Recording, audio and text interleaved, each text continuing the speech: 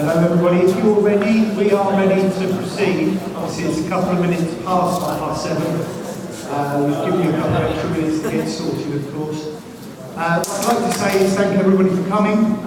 It's a grim old night. Thanks Glamis Hall for hosting the event, and of course welcome to Wellingborough Hustings. To start off with, we'll allow the candidates 4 minutes each to say their opening statements. And apparently we're going to change the order from normal, so we're going to start off with Andrea Wallace. Good evening everyone, and thank you for coming. My name is Andrea Watson, parliamentary candidate for the Labour Party.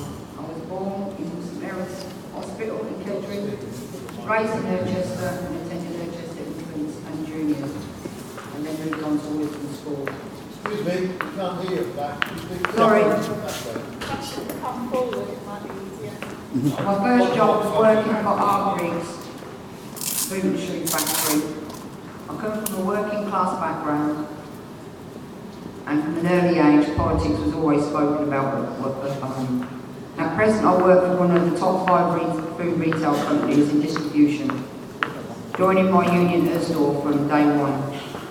13 years now I've been a shop steward and an health and safety rep, gaining various qualifications, too many to mention here tonight. I have a level 2 and 3 qualification in business and management. I've completed the union's Ursdorf Academy and attended TULO, which is now called Unions Together. I've been elected twice to the union's governing body of the Executive Council, dealing with day-to-day workforce issues, meeting with senior management on a regular basis and taking part in wage negotiations. Campaigns I have run across the Midlands, and some of you might know these if you're in retail: freedom from fear, parents from carers, time for better pay, say no to racism and save our shops. I'm Vice Chair of the National Equality Advisory Group, listening, supporting and helping and finding new ways to inform the public of the issues that concern Black and ethnic minorities, LGBT, disabled and women. Training I've received through the union has given me the confidence, knowledge and understanding which has helped me as a councillor on the Queensway ward. Elected in 2011 and 2015, all 3 councillors in the ward do one-to-one casework with various issues. We do walk-around surgeries in the ward, talking to constituents and reporting back to their concerns to the various departments. As a councillor, I sit on the Development Committee and Service Committee, recently placed onto the Climate Working Party. 5 years chairperson to the Labour Constituency Party and vice chair to the Wellingborough branch. Setting up petitions in Urchester regarding bus service cuts, and 4 years ago myself and 3 others, 2 of them in the room tonight, set up the Wellingborough LGBT group, which has gone on from strength to strength, supporting each other and involving the community. The team who run it now are doing a fantastic job, and I'm proud to be a small part of it still. Joining Extinction Rebellion locally to raise awareness of climate emergency. I'm very proud to come from a diverse community, proud to be a Labour candidate, and proud to come from the Wellingborough area. Standing up against injustice, supporting diversity and equality, and rights of work. I will leave you with a quote from my favourite artist of today. Kindness today is an act of rebellion. Thank you for listening.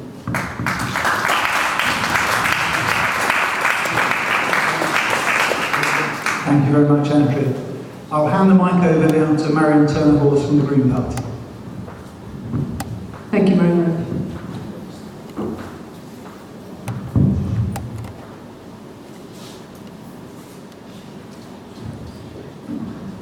Good evening everybody, and I'd like to say a big thank you to the people from Glamis Hall for organising tonight's hustings. It's really important that we actually have a hustings in Wellingborough, so well done for doing that. Thank you, and for Jonathan to offer to chair. So, my name is Marion Turner-Hawes. I'm the Green Party candidate. I live in Wellingborough with my wife Karen. I'm a business consultant and trainer that specialises in working in the field of housing, social care and community development. I also specialise in supporting disabled people to have independent lives and supporting communities to take the lead, particularly in Wellingborough. I've over 30 years experience in and around local government, and I've been self-employed since 2005. I'm a Quaker, and community means everything to me. I do lots of work within our community, including being part of campaigns to improve the rail services in our area, and clearly there's more work to do on that one, to save the Castle Theatre, helping one of the founder members when the Wellingborough Homelessness Forum was set up, which is now running the night shelter in the town. I've done lots of work to help to improve Castlefields Park in the town, including, after a very long time, getting the toilets working after 20 years, much to the relief of local residents. Co-founding the Wellingborough LGBT group and the Pride group, and serving in the community on the Wellingborough Police Advisory Group. I'm not afraid to get my hands dirty, as you would have seen up here on Saturday as we were clearing out rubbish from the brook. I'm the coordinator of the Castlefield Street Watch group, and I can be found most weeks in the alleyways or parks around Castlefields or Victoria area of Wellingborough. Since we started the work in Castlefields and around the area, we've cleared, just since January, 20 tonnes of rubbish from the area that we've been patrolling. We work very closely with the police, and our group was recently nominated and won a National Volunteering Policing Award, presented by the Home Secretary, much to our great surprise. I also do talks about street watching, Isham, Wollaston and Find, and try to encourage more communities to get out and take part and to take control of our own safety alongside the police. I'm very much proud of the communities of our area, but I'm also heartbroken to see the poverty that many people are experiencing, the lack of jobs that pay enough for every person to keep a roof over their head and food on the table, with over 1.5 million people in this country reliant on food banks. This is something more akin to a Victorian novel than 21st century Britain. Much of our structures have been dismantled, but this doesn't have to be like this. Alongside this, we've got the climate emergency, declared by the government in July this year, but very little has been acted upon since then. We have got to take action now, and we need nothing short of an environmental and social revolution to make that happen, to put people and planet first. And I and the Green Party will take action through the Green New Deal, where we're investing over £100 billion a year for the next 10 years to change this and make society fairer, greener and accessible for everybody. Thank you. Thank you very much, Marion. Next to introduce herself is Suzanna from the Liberal Democrats. Thank you. It's actually really nice to be back in Glamis Hall, I've got to admit. Last time I came here was because my daughter had just failed her driving test for the second time. So this is a far nicer experience, I think, or it is so far. And it's also to say thank you to you guys for coming out on a cold winter's evening to take part in politics. Taking part in politics is what really communities are about, and it's especially about what Liberal Democrats are about. We believe in politics from the broad end. So that's starting with community politics and working towards Westminster, not looking at it the other way round, where Westminster dictates to our communities. And it's the communities here that meant that my husband and I moved to this area 17 years ago. We actually moved into Higham 12 years ago, having lived in Elsbarton first. We benefited from the communities in this area. My children have benefited going to the wonderful clubs, enjoying the facilities. I've accidentally benefited from, again, going to the clubs and volunteering to do things like make panto costumes, which was perhaps rather silly. patio tends to be quite big in this area. I didn't realise that when I volunteered to do all the chorus costumes, but 50 costumes in bright orange later, I soon realised what I'd let myself in for. But that brings me into why I stand for a political party. Having said that communities are really, really important, it is about communities and about building them up. Politically, I went into politics because I went to vote and I only had one possible party to vote for. But since then, I've had the pleasure of working within the Liberal Democrats as an assessor and also for Liberal Democrat women in the heart of Whitehall. So I've made the move from working within local communities, campaigning on local issues and seeing how they're implemented from the very heart of Westminster and the difference that that can make. So I'm sat here tonight asking you really to listen to our policies, consider what we have to say. If you have any questions, I can answer them afterwards, but please, take time, listen to what all three of us have to say, make up your own minds, but I would really love it if on the 12th you could give me your vote and put your belief in me and the Liberal Democrats. Thank you.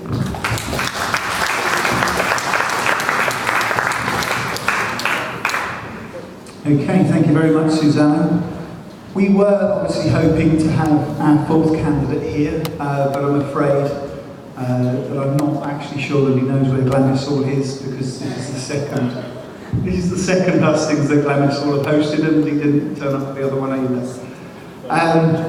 So great to have three excellent candidates for you to listen to tonight. The candidates will now be asked 10 preset questions. They will be asked to do this in alphabetical order, with the turns rotating to the next candidate. They've got 3 minutes this time to respond, so it's 1 minute less than their opening statement. So what we're going to do is ask the people that actually ask the questions, if they are here to ask the questions. So the first question was asked by Tony Banks. Is Tony Banks here? Okay. And unfortunately you get to hear my voice a little bit longer then. The first question is obviously about the elephant in the room and possibly the reason why the election's been called in the first place. It is, what sort of Brexit, if any, do you want, and what role do you see Parliament and the British people playing in the process? Alphabetically, Suzanna Austin comes first. Okay, Brexit. I think our slogan going through summer really said what the Liberal Democrats think of Brexit. We've campaigned ever since day one to be a part of the EU and to remain in the EU. We strongly believe that our position is better from being at the table rather than trying to fight it from outside. And we believe that our communities and our businesses and our nation as a whole benefit from being within the EU. I know from working with Lib Dem women that especially some of our protections on equality and things like the Istanbul Convention are really dependent on us remaining in the EU. But we don't think that it is purely up to politicians to make this choice. It should be down to the people. The people given the full facts, no bluster, no lies on sides of buses, just the facts. And the facts should be backed up to say we can prove them, and this is who agrees and who doesn't agree. So the pure facts, and let the people be adults and make the choice, knowing the decision.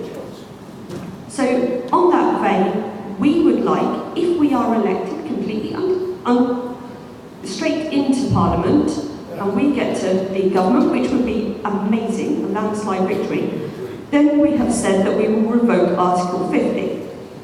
If, however, we get some MPs elected, we will continue to fight for what we believe is best and have another deal put on the table with the facts and the option for Britain to remain in the EU should the people choose to do so.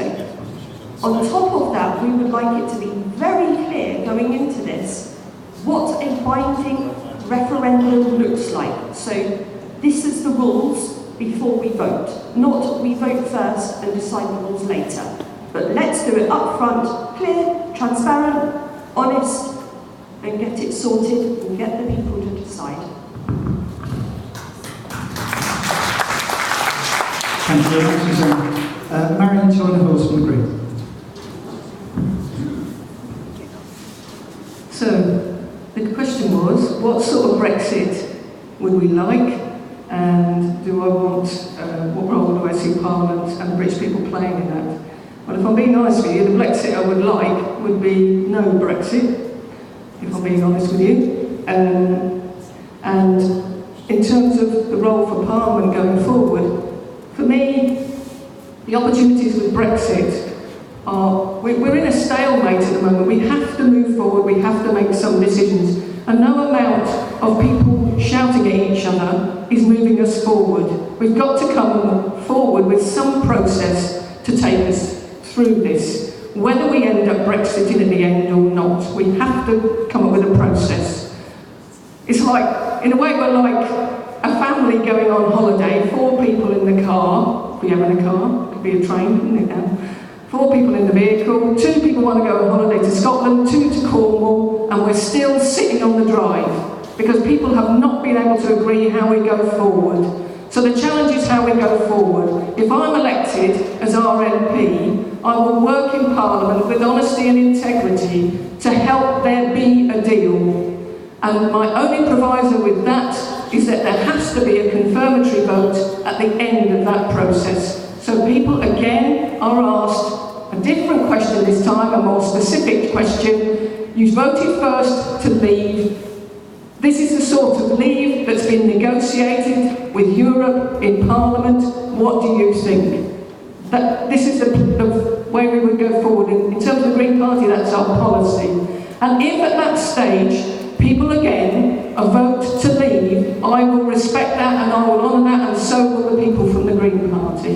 But what we're committed to is that this process has to go through Parliament. We have to find a way through Parliament. In fact, it was only just before this election was called that any bill to do with the withdrawal agreement actually even went to Parliament. We've had all this year of toing and froing and argument, and yet we still hadn't had a bill presented. And it actually went through. It went through on second reading, but then unfortunately, Mr Johnson, for me, he picked up the ball, ran off the pitch, and decided to call an election. Whether Mr Johnson likes it or not, we will have to come back to Parliament and go through the process. And I hope we can do that together and do it in a way that everybody's views are respected. I feel sorry for the people that actually are supporting Brexit to not have someone up here tonight that's actually putting your voice forward. But, you know, we all have a chance to come, so thank you. Thank you very much, Marion.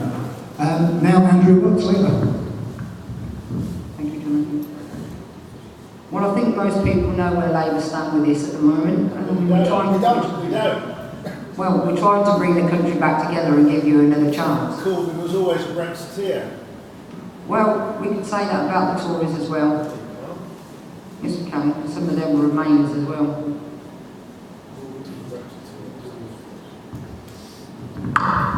Sorry, we can't have people interrupt on the candidates, but if you do stick your hands up at the end, there may be an opportunity for a couple of points. So I'll start again. Labour are going to, once we're back in power, we will be going back to Europe. Within 3 months we'll be getting a deal. Hopefully that deal will, and has been backed by the unions and businesses within this country, to go back to get a deal, to protect workers' rights and protect jobs. We will then put that deal back to the country with the option of taking that deal to leave or remain. So you have a second choice. Simple as that. It's not hard to do, but this Brexit has been toxic for the country, it's been very divisive, no different than it were years ago when there were issues back in the 70s. And it's caused too much pain within the country, and the country's not moving forward. And we have people dying out in the streets, people queuing up to get in and have operations, and all of this is because Brexit has been holding everything else back. So we need to get this done, and we need to get out of the way as soon as possible.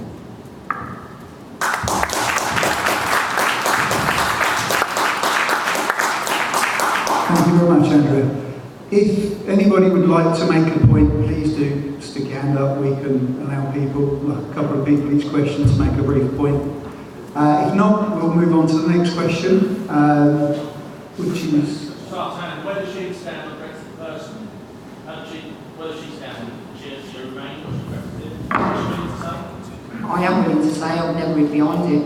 Not everybody has asked me, but I voted to remain.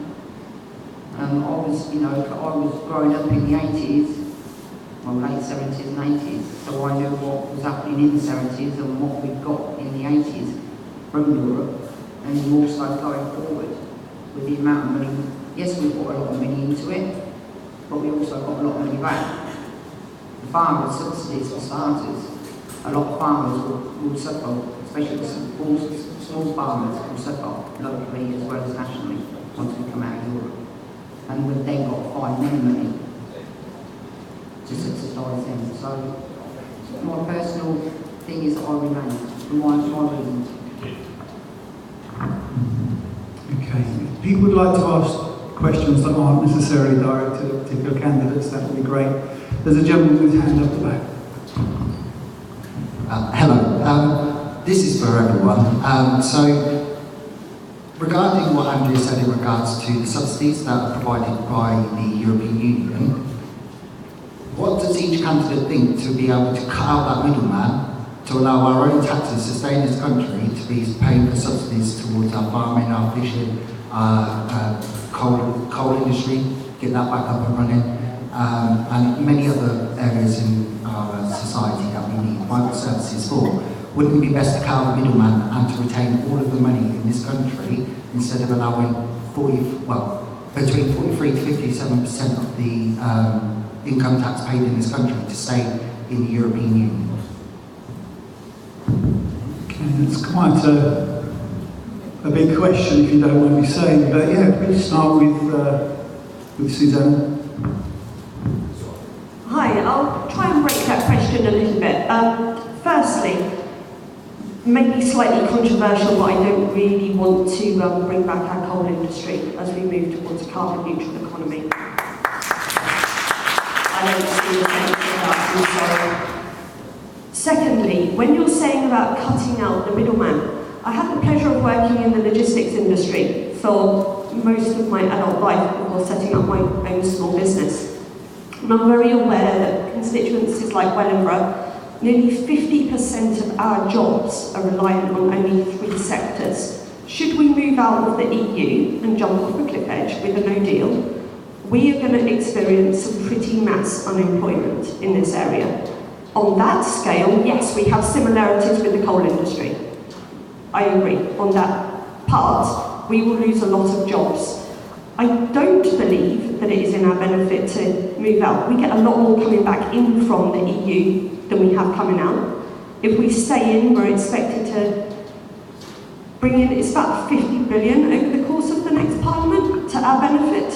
So I don't think it's a great idea. That's of course over 5 years. That is over 5 years. That's a maximum of 14 million per year. At the 5th year, that's a maximum of 14 million at the 4th year. Sorry, we can't sort of interrupt yet, candidates. I know you've got an important point to make, but we're just going to have a brief sort of answer from each of the candidates on this sub-question.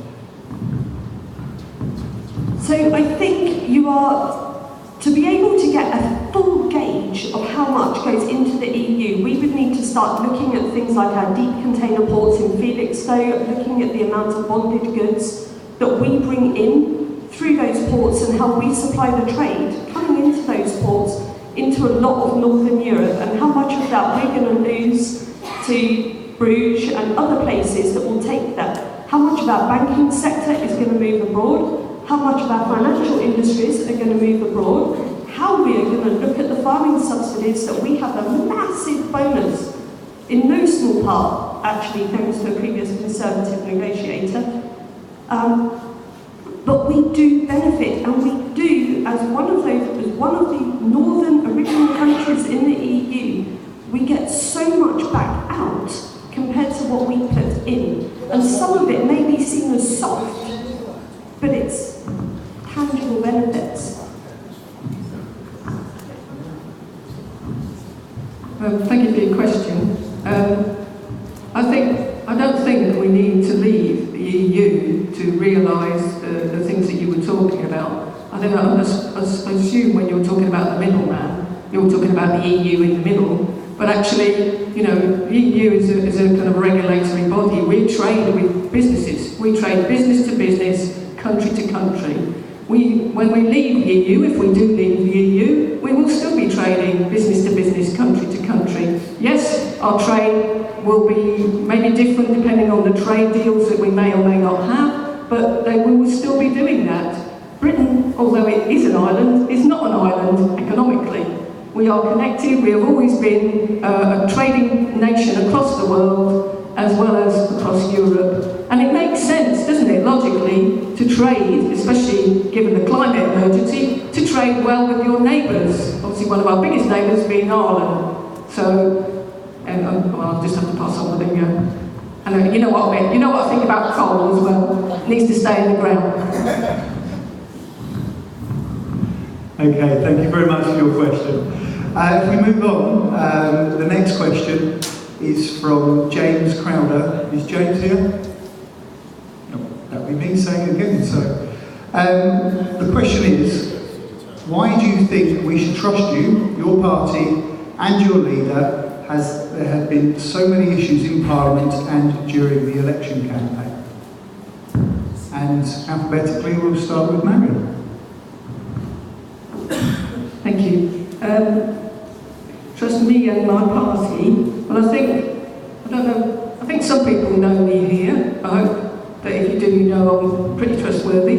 In terms of our party, the Green Party, it's a well-respected party, not just across Britain, but across the world. And our leaders, and particularly our leader in Parliament, Caroline Lucas, is well-respected across the country, across Parliament and by others. I think people know when the Green Party says something, we mean it with integrity, and we have intentions of delivering what we promised to do.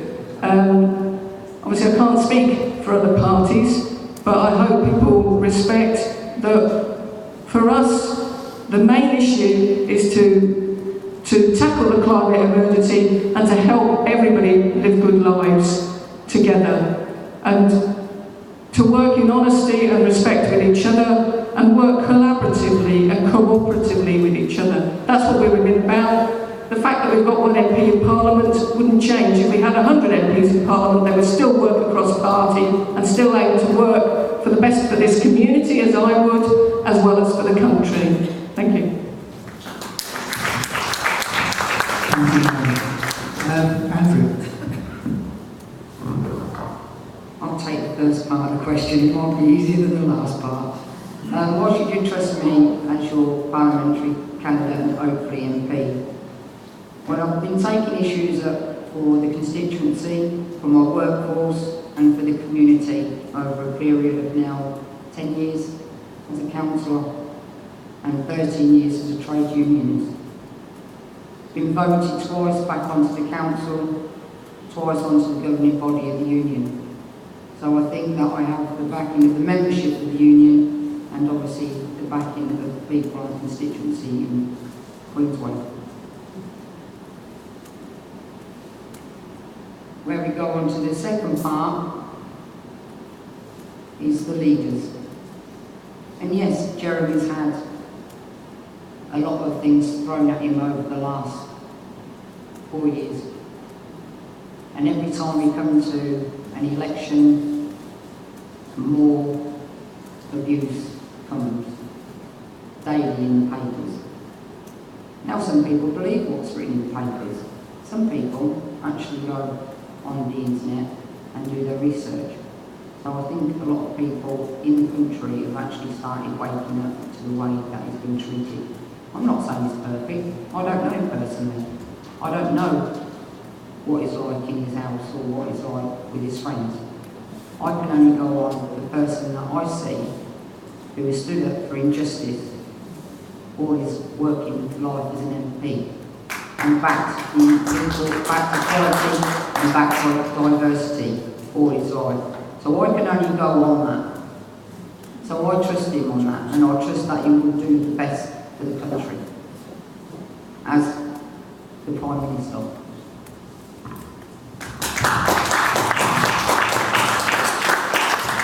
Thank you very much. Suzanna? In answer to the first part of the question about why you can trust me, I would like to think you know me from some of my campaigns locally, the same as Marion and Andrea sat up here. But I think one of the ones I was most proud of really included trust and transparency. Kettering General Hospital is loved by many of us, we rely on it. But I knew there was something wrong with the figures. Quite literally, they didn't add up. So their waiting lists didn't add up. So it took me board meeting after board meeting after meeting with directors until eventually I got to the bottom of it. And literally, the figures didn't add up. They hadn't been reporting them. So it took me time, but I managed to expose what they were doing. But I did it because I trusted that that's what the people would want. They would want fairer waiting lists. They would want to know what's going on. And I've worked with Kettering afterwards, and now that this has been exposed, and 100,000 people happen to have been wiped off their waiting lists, we found out, they've now been able to look at it and do it properly and get the health service in the area that we should have had all along. But these things don't sound glorious, I suppose. But when you're looking at a party about transparency, that's when the Liberal Democrats really come into their own. Our manifesto pledges may not be all shiny and promise the earth, but what they do promise is achievable, and we have them fully costed. We break them down and we go through it. We talk to experts, and I appreciate experts are sometimes not very fashionable. But when it comes to it, we've had the Institute of Fiscal Studies and now the economists say that actually the Liberal Democrat manifesto pledges stack up. They can be delivered. They are transparent and they are fully costed. So if you want a party that can be trusted, our preamble goes on about equality and how we believe in everybody's rights, but we do have pledges that are fully costed, that can be delivered, and are frequently borrowed by other parties because they're that good.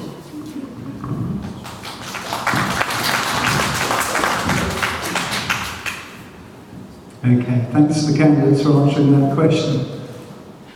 The next question is, oh, sorry, would somebody like to pass that gentleman the microphone? So, do you agree with your leader's voting record, especially on austerity, on cuts, and on social issues? Is that something that anyone would like to either agree with or perhaps not? Okay, everybody can answer this one, of course, but if you could keep your answers fairly brief, that'd be good. You're first, man. I'll make this easy. Yes, I do. I think you've got an excellent record, an excellent humanitarian record. Thank you.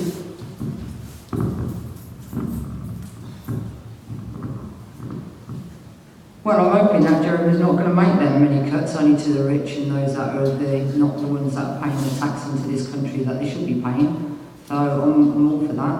I think it's about time that multinational companies paid their fair share back into the British economy instead of taking it out and putting it in offshore accounts.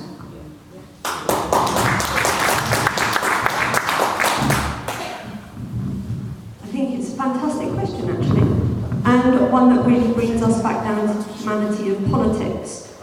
Jo Swinson, as we know, has recently been elected as the leader of the Liberal Democrats, and she was within our party during the time that we were in coalition, which was when some of the austerity measures were brought in. She has since come out and openly apologised for some of her voting record.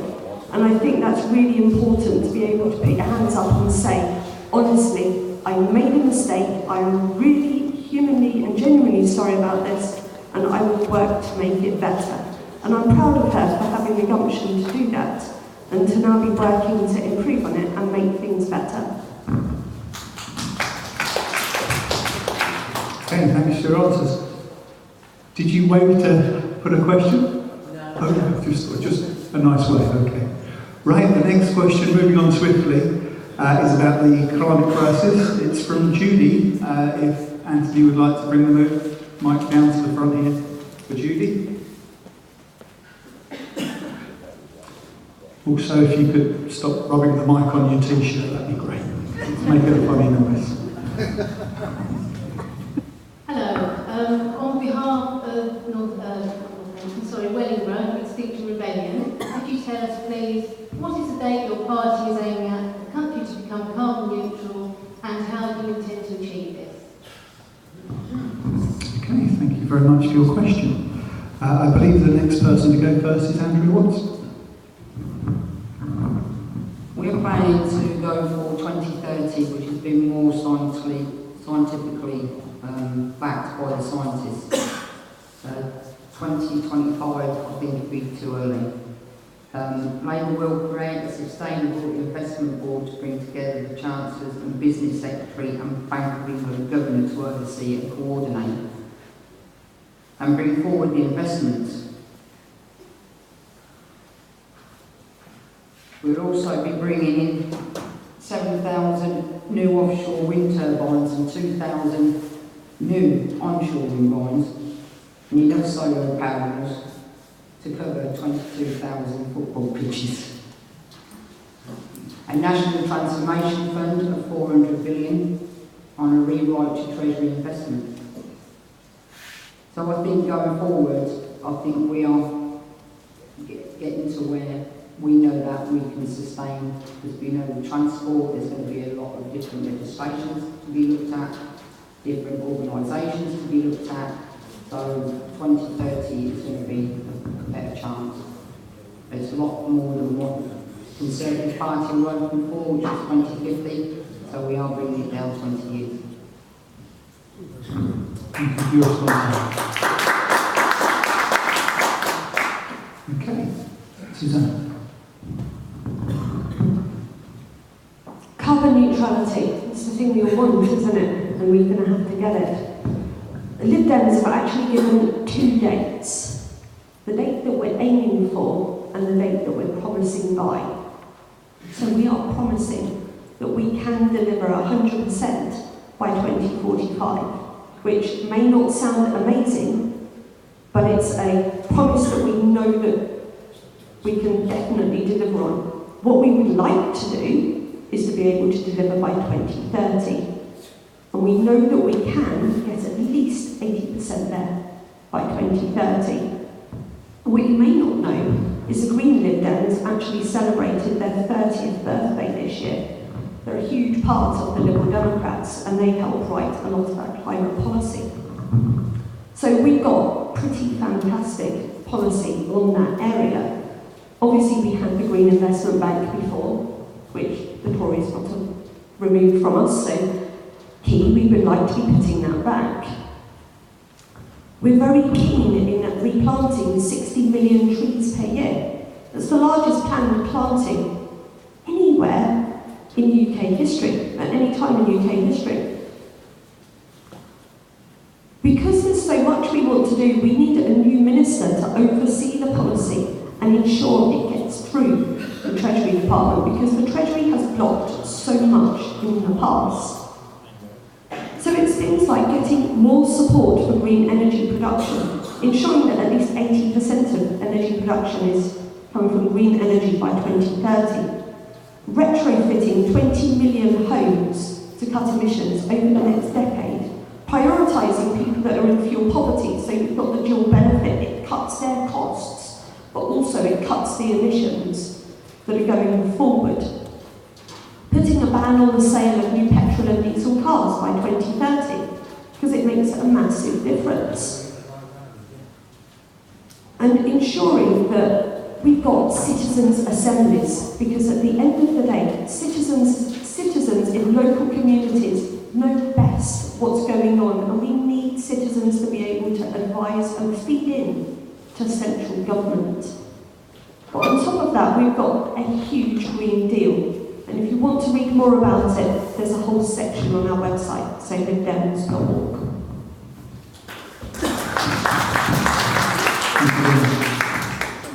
Thank you.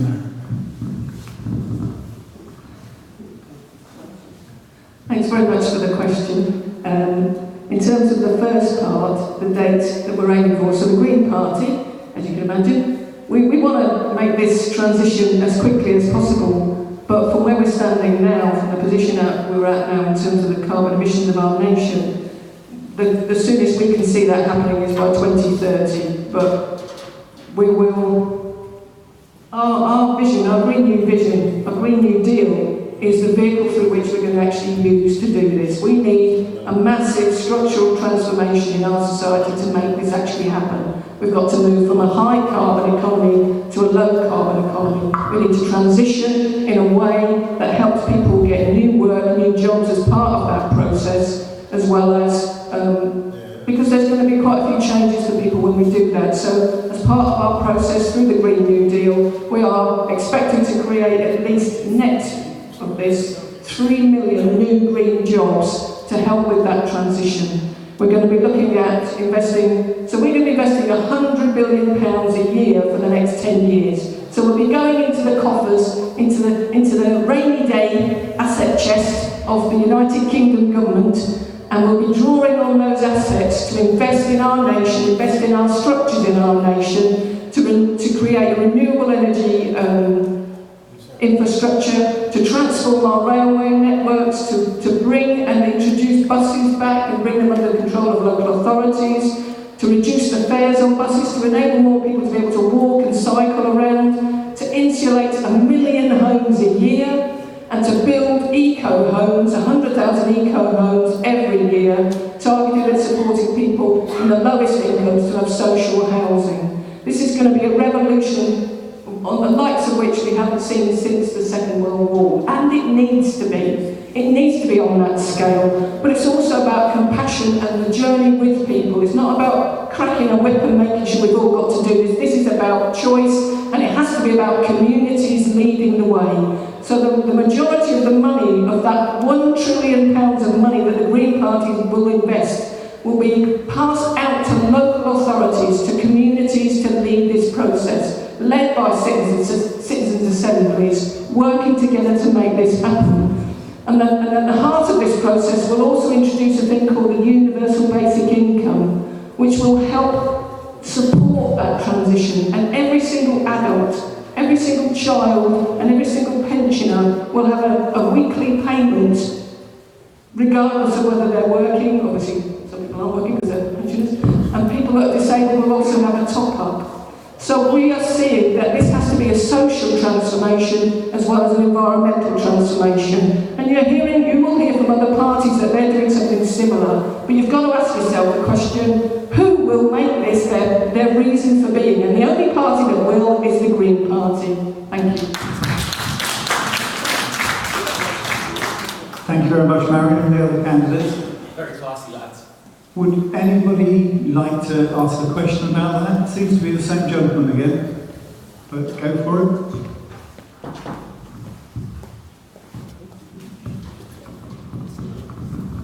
Thank you. So, by going carbon neutral and mass production of green energy and storage of green energy, are you not concerned about the tens of thousands of children, mainly in Africa, who are dying each year to mine for these minerals that you require to run all of these green energy-based products?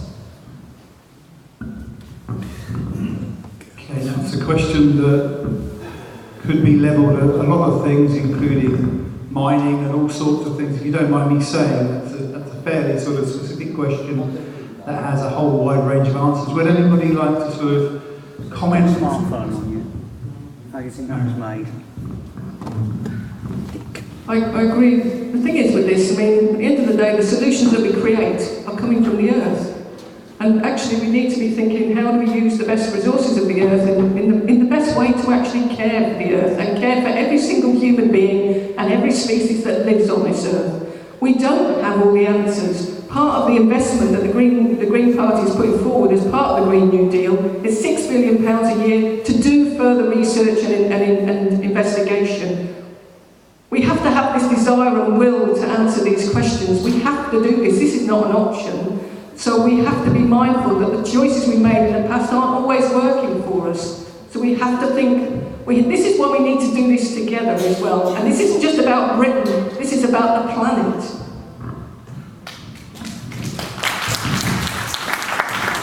I'm not completely sure that answered your question, but Suzanna's going to answer your question as well. I think you've got to look at it in two ways. It's not just about decarbonising what we use now, but using the energy more efficiently in the first place. So we can't keep using it at the levels that we are using it. We've got to use it wiser, and we've got to be careful. And as emergent technologies come forward, we get better at doing that. It wasn't that long ago that an electric car had a range of, say, 50, 60 miles. We're now seeing electric cars with ranges of over 300, 350 miles. Whilst they do have an impact on the environment, and I take that very seriously, that does come into other acts like modern-day slavery and mineral extractions, and also starts looking at policies about aid that we send overseas. So it's not quite the simplistic question. On saying that, we also need to be looking at things like cutting back on what we're doing. So by retrofitting houses so that they are losing less energy in the first place, they require less to keep them warm. So it's about joined up thinking in every area. So I hope that helps answer that a little bit.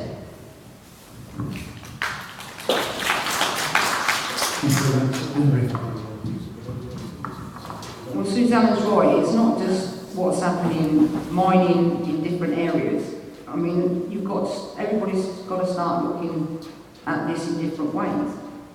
We can double glaze houses and insulate them better than what we've been doing over the years, which will save a lot of energy for some people.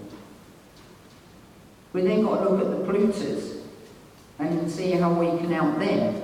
But they're also going to have to be taxed, because if they're going to keep polluting, then they're going to have to start paying the tax for it, because people are already seeing what's happening across the globe. And you already see what happened only last month in the East Midlands and in Yorkshire. And it's only going to get worse. Yes, we can try and help people in Africa, because we're always helping other countries. And that's the only way we can start looking at things and looking at other countries and seeing how we can help them. It's going to have to be a joint thing across the world. It's not going to be one country and, you know, everybody follows. But if we take that chance and take that stance, which this country needs, then other countries will start following, they will start listening, and they will start learning from us. But we have to be the country that pushes it forward. We can't ask the United States, we can't ask China, it's got to be done by the UK. Thank you very much. We'll move on, because I think everybody wants to hear the answers to all of the questions. The next question is from somebody I definitely know that is here, Heather Saunders.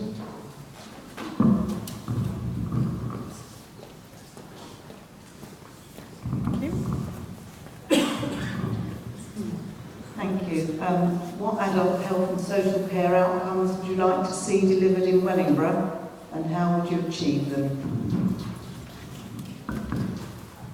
Okay, thank you very much, Heather. We're starting again at the first candidate again, so that's Suzanna. So the adult health and social care outcomes, I think in Wellingborough it would be really nice to see equality, basically. We don't have the same level of health and social care as some other areas. We don't have a walk-in surgery, we don't have walk-in centres, minor injury centres. We need them. At the end of the day, we're a large enough constituency, we should have these facilities and not just at one end over at Mean Park. We need them in Wellingborough. We need them where the people are. Otherwise we're putting ever more pressure onto our accident and emergency services, dealing with things that could be dealt with more locally. But again, a lot of this comes to joined up thinking. So looking at the resources we have and using them better. As Liberal Democrats, we're campaigning for an extra penny on the pound on income tax for the NHS. And it may sound odd to be sat here campaigning to actually raise taxes, but I'm saying that we're specifically saying this is for the NHS to bring it back into shape, to give the NHS what it needs, to be able to put the doctors and the nurses and the frontline services, the investment that they're crying out for. Over a term of 5 years, that would be £35 billion going into the NHS and social care sectors to bring them back so they're able to deliver the services that we all need and that the NHS became famous for. But a key part of that is also giving equal billing, if you like, to physical health and mental health. We have an insane system in this country, to excuse the wording, where although we're a person, we treat our minds separately from our bodies, which results in a lot of wastage going between and a lot of delays in treatment times and a lot of delays and aggravation and unnecessary harm to patients. Whereas by joining those together, we get a better service for everybody. We cut costs, cut waiting times and improve services. So it's, what would I like? I would like to see it run better. I'd like to see it better funded. And I think by campaigning for that and demanding that we get equality, we can get there. We can do it. Thank you very much. Marion's going to hold. Thank you. Social care. The sort of outcomes we'd actually like to have in Wellingborough would be to have a more robust social care system. It's so depleted now in our county. There's appalling situations that many disabled and older people are having to cope with just to live their lives. For me, I'd start really with upholding the rights of every single disabled person, whether they're under the age of 65 or over the age of 65. The rights to live independently, the right to have the support that they need in the way that they need it, and the right to be able to take part and be part of our communities just the same as any of the rest of us. We need to be really bringing back the network of support that we used to have in this county. As well, I mean, we've got social care now just pushed down to the corners. It's the most expensive social care, and services like this very one that we're sitting or standing in tonight are depleted and under-resourced. And this is, for many people that stood up to help save Glamis Hall, it was because it was the last straw. So many other services had been shut and closed down, and it just doesn't make any sense. This centre saves this area and this county a fortune, particularly in the sorts of social care costs that would be present if these services were not around. But unfortunately, in our county now, and particularly in Wellingborough, there's not enough of centres and services like this. We need to reinvest in the preventative services and the community support services that have served our country well, our communities well for years. Simple things like home help services, and even Meals on Wheels now has been, well, it doesn't exist anymore. You can't believe in this day and age that these practical, straightforward things are no longer used, and as a result, our A&E services are overwhelmed, and they don't need to be. We've got to use our money smartly, and I personally, if I was our MP, I'd be looking to rebuild the community support systems where we're all contributing and helping. The majority of people who are cared for by carers. We need to support carers. We need to invest in and use the support from communities to support carers to help in the way that they are. This is a humanitarian crisis in our area, as well as a crisis of finance, but we're not using our finance appropriately. We need to reinvest in the services that we have had and let people and communities lead that process much more, because we make better use of those resources. Thank you. Andrew? Well, I hope Labour's going to actually answer quite a lot of Marion's questions, because we've got a great social community networking coming up. We should be supporting our local authorities to directly provide rather than outsource. We will repeal the Health and Social Act. Join up, healthcare must become more joined up.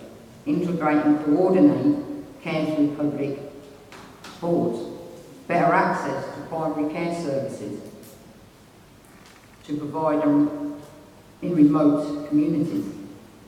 We will set up a comprehensive national care service for England, community-based, person-centred support, underpinned by principles of ethical care and independent living.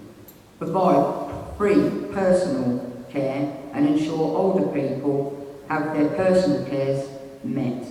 100,000 vacancies in the care sector, and Labour will invest to end the social care crisis, end the 15-minute care visits, provide care workers with paid travel time, and we will increase the carers allowance for underpaid full-time carers. Labour's local area expensive and sharp rise in demand for services will make council funding more reactive, and will work with councils to establish such a fund to meet changing circumstances. We will introduce a rural proofing process that all our laws, policies and programmes consider their impact on rural communities. On a personal note, until we get the county sorted out, we're going to be in worse trouble than what we're already in. And I hope we can get it. I hope we can get this country back on its feet. I hope we get a Labour government so we can move forward and start protecting the people in this community as well as nationally that are suffering under this Tory austerity.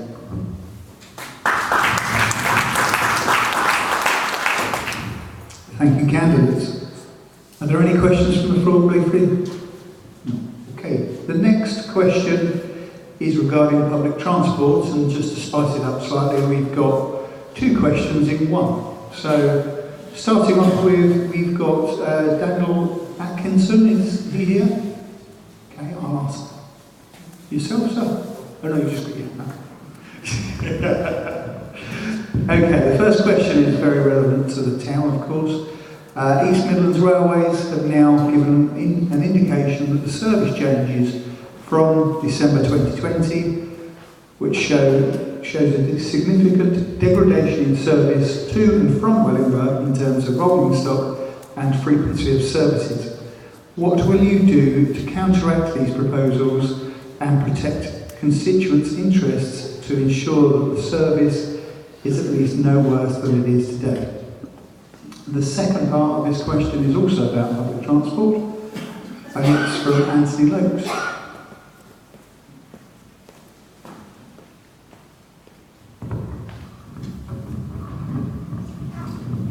A report by Friends of the Earth says that 16% of commuter journeys in Wellingborough are made by public transport, cycling and walking, and recommends that we should aim for 60% by 2030. Do you agree with this? And what policies would you introduce locally and nationally to achieve this? Okay. So they're quite big on questions, and you can see them if you need clarification. First person to answer this is Marion Turner-Hawes. Thank you.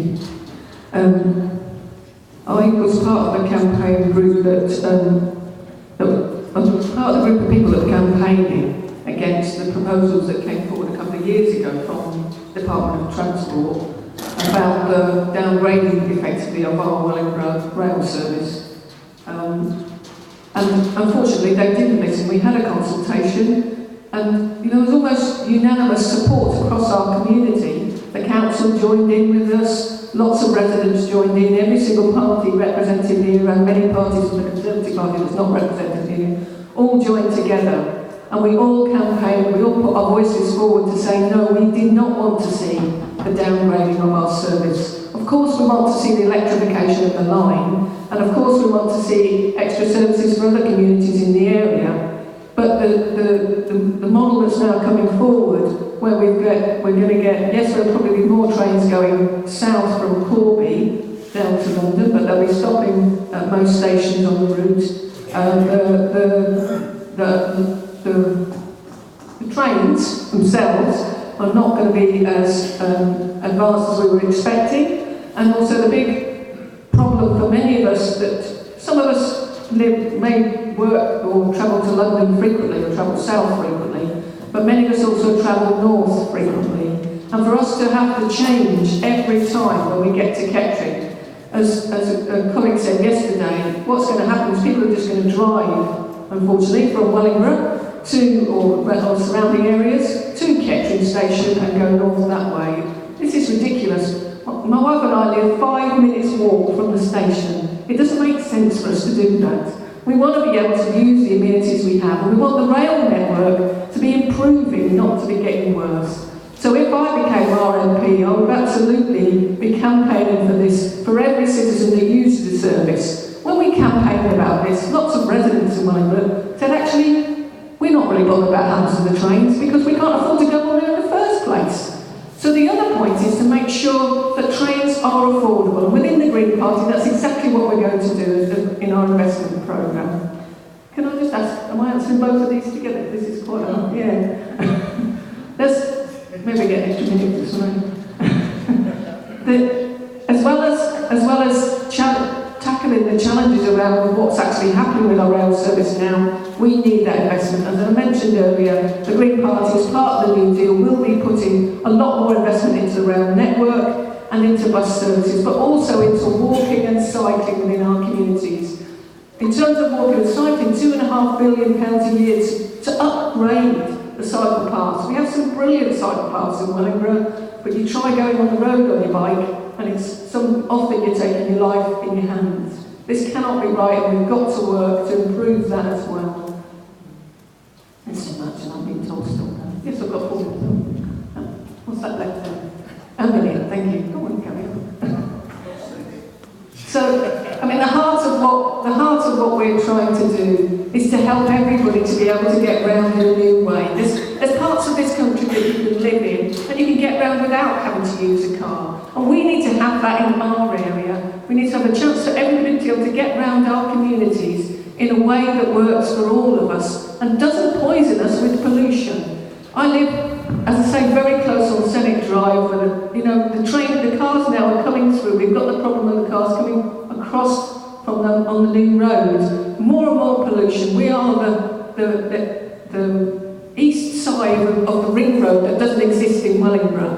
And as a result, we're experiencing a lot of problems with that. But in the villages, in the communities around Wellingborough, the same challenges are there. So the investment has got to be across both. Thank you. Thank you, Andrea. Labour's plans are to take back rail into public control, and that will be after the franchises have run their course. Because obviously we can't do it overnight, it's going to cost millions. Cut regulated fares to 33%. Make rail travel free for those 16 and under. And part-time workers will have their fares cut by a third. If elected as your MP, I will voice my opinion to the Transport Minister over the downgraded service that we have been given in Wellingborough. How can we have to pay, as Marion said, one of the other things I'll be looking at is to obviously try and get our prices cut down from Wellingborough to London. How can it be that we pay £48.50 for a super off-peak ticket to get to London? It's only a 45-minute journey by train. And yet I can go to Northampton and get it half the price. It's wrong, and we shouldn't have to be paying it. But we know is that part of that track is owned by somebody who lives in Germany and makes profit out of that money and takes it back and spends it in their own economy instead of ours. So it does all need to be looked at going forward, and I'm glad Labour are making that stance of taking the rails back bit by bit. The second part of the question, we will increase the funding available for cycling and walking, and we will bring transport back and land use, planning to create towns and cities in which walking and cycling are the best choices, safe, accessible and healthy. A better public transport system, reform taxis and private art services, and adopt a Vision Zero to road safety and make safe our roads, walkways and cycleways. Free bus services for under 25s and under 65s, over 65, sorry. and trains free for under 16s, reinstate 3,000 bus routes in the rural areas. That will obviously cut down people using the cars more, whereas before they were using the bus. Locally, I would like to work with the councils to find better ways to cut car usage and work towards a town with a traffic-free zone. All areas have to have proper cycling routes and walkway areas to be more accessible for disabled, especially along the country routes where pathways are covered in grass and weeds and everything else, so it's not accessible for disabled users.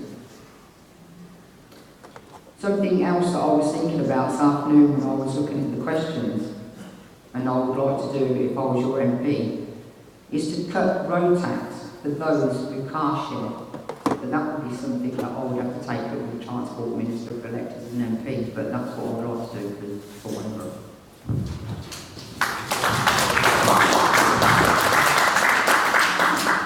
Thank you, Andrea. Suzanna. I like both parts of these questions actually, and they do very much link together. The consultation, or the results of the consultation on our railways, almost look like they're designed to push us into using our cars. So very much they're going opposite to what we want to do. As Marion said, across the parties we worked together with the local communities, campaigning for a better service on that line. I appreciate that the Liberal Democrats did do quite a lot over the summer when we had horrendous services on Thameslink and East Midlands and Northern Rail as well, explaining to the public how bad our rail services had become and how they were letting people down and how they were failing us by not providing what we needed, so pushing us onto the roads. Some of us have no choice. We have to get in and out of work. So saying that we need to commute, we need trains that are efficient, we need them that are cost effective, and unfortunately we don't need ones that stop at every single stop on the route to the city we're trying to get to, because it makes it inefficient. Liberal Democrats have quite a huge policy, not just on the trains, but also on trying to get people to use more sustainable forms of transport. So when it comes to trains, we think it's desperately unfair that you can buy a season ticket, but that doesn't work for part-time workers. That's not right. We should be able to have proportionate season tickets that benefit everybody. But saying that, the season tickets should be affordable in the first place. They're not affordable. At the moment, coming out of Wellingborough, it's over £5,000 a year for a season ticket. Going out of Kettering, it's close to £7,000. It's not affordable. I work in London quite often 2 days a week. One of those days is a weekend, so I'm considered a part-time worker in London. Horrendously, it is cheaper for me to jump in my car from Higham Ferris, go to Bedford Station, where I can get a ticket for less than half the price of Wellingborough because it's only one stop down the line. But I can't get a season ticket because I only work 2 days. Going north, as Marion said, I go in and out of Derby and Nottingham quite often. That, for me, involves changing trains at Kettering. I shouldn't have to do that. So again, sometimes it's easier to jump in my car. So when you're looking at trains, we need to ensure that, whilst I don't think, and our party doesn't believe that renationalising is the sole answer, what we do think is regulation and accountability have a long way to go, and making sure the train companies deliver on what they've promised, and that they deliver the customer services that they should be doing at a price that works for people, with profit margins that are not massive, but actually proportionate to what they're doing. When you're looking at cycle routes, as Andrea said, we don't have a unified cycle system across this area. Anybody that's ever tried using the Greenway coming across, even from Higham to Wellingborough, is taking their life in their hands, let alone trying to cycle into Williston, which is where many of our school children are having to go by car because they cannot cycle from Irchester into Williston. So we have policies about ensuring we've got a cycle system and a walking system that works for all. And in doing that, yes, in answer to your question, I believe that we should be looking at getting 60% of our journeys into sustainable transport.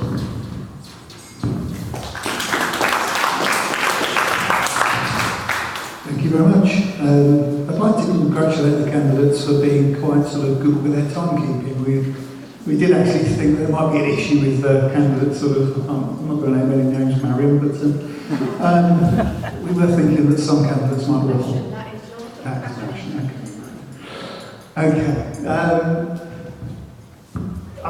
There are a couple of questions.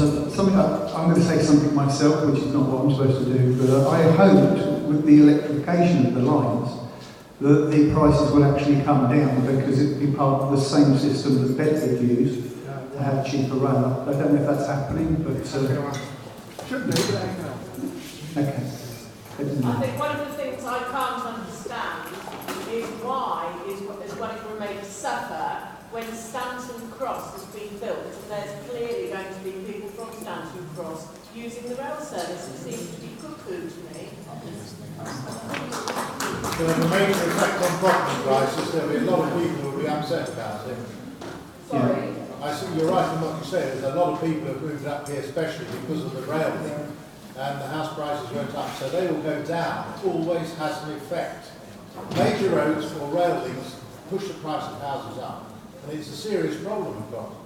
Could I say that all of the candidates have just said that they totally agree with the lady in the centre, and all of us have worked actually to campaign for a better train line, for a service that we deserve in this community, and I think we're all prepared to sit here tonight and say no matter the outcome, we will continue to do that.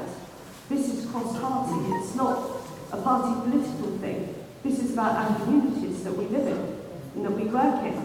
Look, everybody's got some very good points there, but you talk about the public transport. The biggest problem we have in this country is not integrated anymore. You go to Europe and you get on the bus in Feynman and it drops you at the railway station and you get on the train, not up the town.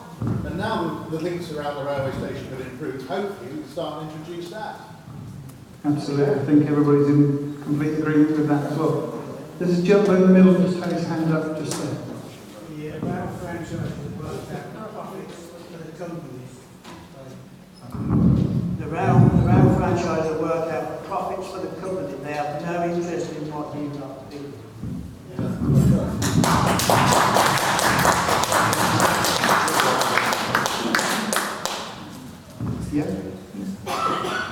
Completely agree with you. That's why we need to renationalise the rail service. It's too important a service to be left to people about profit. And to be honest, we've had the Eastern line going all the way up to Edinburgh. At times has been run because the franchise hasn't always been operating. At times it's been run on a public basis, taken over by the Department of Transport again. And at times when it has, that line has actually brought income into our nation because that profit didn't go into the pockets of some of the private franchisees that are running it. This is a public service, it needs to be publicly owned and community run. Thank you very much. One more question. Just while we're talking about train lines, what's going to be done to protect the community from county lines? Drugs that are being run from London elsewhere. Could I say that that's not quite on the same subject, but if we do get time, we'll get the first person I'll ask them to. Okay, moving on if everybody's okay. We've had a question from the LGBTQ group. I didn't get a name who submitted it, but I shall read it out for you. With the recent rise in hate crimes being stoked by comments made by public figures, what would you do as our MP to safeguard the rights of minorities and to tackle hate crime? Andrea, what was one Labour's old sayings, education, education, education, and I think it should be going back in schools now and people being, children at school being more educated on the way that they treat each other, as well as getting involved with the different minority groups that we have in the constituency. I've started to get involved with more of the minority groups in the constituency, and I'm going to continue that regardless whether I become your MP or not. Regarding safe and safety measures, I think we should have a quicker police response when people are being attacked. So as soon as anybody can actually get on the phone and ring to say this is happening, that the police get there quicker. And we need obviously a better police service than we've got, and more police back on the street, which is another thing that Labour are planning to put back. A lot of the hate crime is really severe since 2016, and it's not just black and ethnic, it's the LGBT community and disabled who are getting attacked physically and verbally. So we do need to start looking at things differently, but we also need to start educating people at school to be more tolerant and respectful to each other. If I was your MP, then I would make sure that I brought new policies in regarding this, but we've already got laws in the land, and if our leaders are going to be disrespectful and be blatantly, and I would say racist, then the law's already there, and they should be treated no differently to any of us. Because if we'd done this in public, or said it up on the stage, we could be arrested. But we've had a Prime Minister of late who thinks it's quite openly okay for him to say what he likes. And I think the law should also apply to him as well as any other MP who uses any type of language that can incite hatred. And that goes to everyone. Every MP and everybody in society. If you're gonna cause a problem, then the law should come down on your arse. And I will do everything I can as an MP to make sure that some of the laws start getting tougher.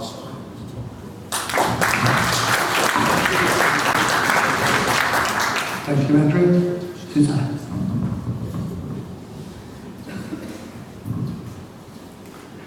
The rise in hate crimes, it does affect everybody, but it's more a symptom of our broken society, where we've got massive inequality within our society between those at the very top and those at the very bottom. Anybody that looks different in any way, whether that's LGBT, BAME, whether it's you have a disability, or any of the other differences, they become targets, very visible targets within our community. So I think one of the best ways to tackle this is to start healing this divide, bringing people together and actually understanding that as a society we move forward together, but we need to shrink the equality gap and ensure that those that don't have, and ensure that those at the very top, that top 1%, aren't allowed to keep getting away with getting ever richer. As Andrea mentioned, those public figures also need to set an example. The longer that public figures get away with distributing racist rhetoric and hate, the more it's going to be emulated on our streets. Everybody needs to be accountable. We also need services that understand what's happening. I've unfortunately myself been in situations where I've had to make a call to the police. It was actually 3 years ago in Bedford, straight after the count happened, and I had to phone up the police and say, I'm in a terrifying situation, I'm being threatened with a guy with a hammer, and the response I got was, have you been hit yet? And I was dumbfounded. It's like, no, I'm not phoning you because I have been hit. I'm phoning you to stop me being hit. If I had been hit with a hammer, I wouldn't be on the phone. That's the problem. But like many other people, we don't record the crime, we don't record the incidents. So until we get a true number of how many incidents we don't know how much needs to be done. So it's, again, a holistic approach. We do need to record how much is truly going on, get proportionate responses to what's happening, start healing the divides, and bringing about better equality, because more inequality, more crime, and start making people aware of the damage that they're doing as public figures and responsible for these actions.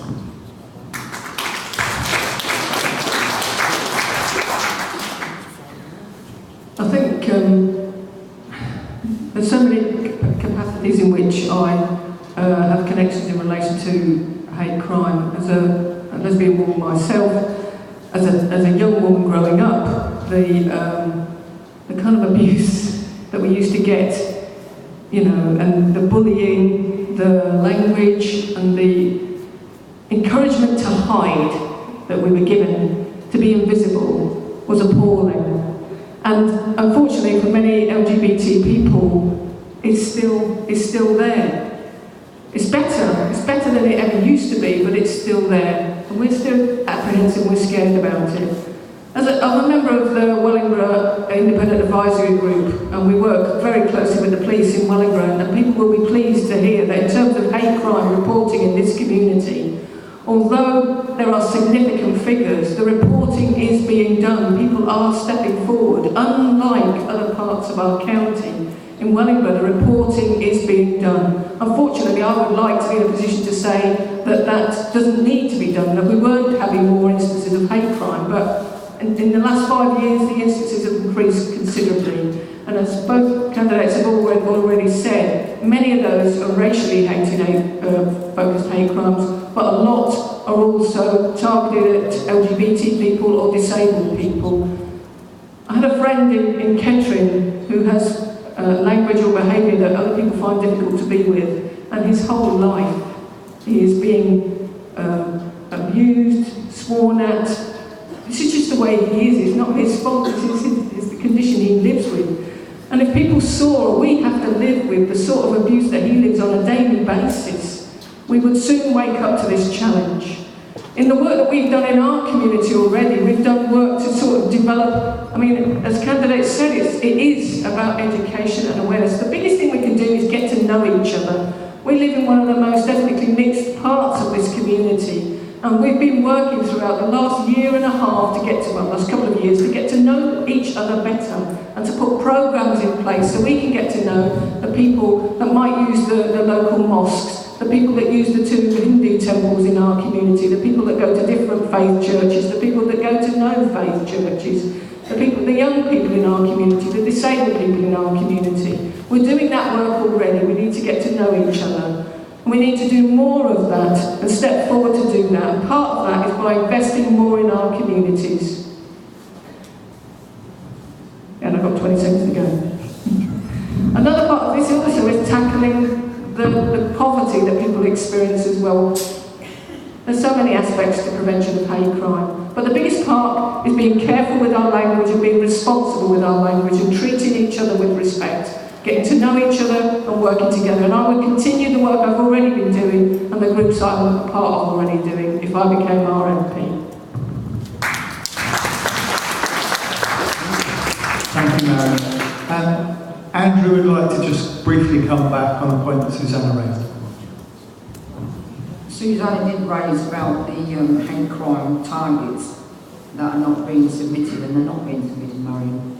I've asked for this study for the last 5 years in council, and I'm still not getting that information because we want to break it down. At the moment, it's still being classed within abuse, as in domestic abuse. It's covered in that as well as everything else. And I've been asking for a breakdown on disabled, black and ethnic, and LGBT, and I'm still not getting that information, and it should be reported to the council. So that's, I'm battling that, and I will continue battling that until I get them statistics, so we then can start looking at how we can target and get things done in the constituency.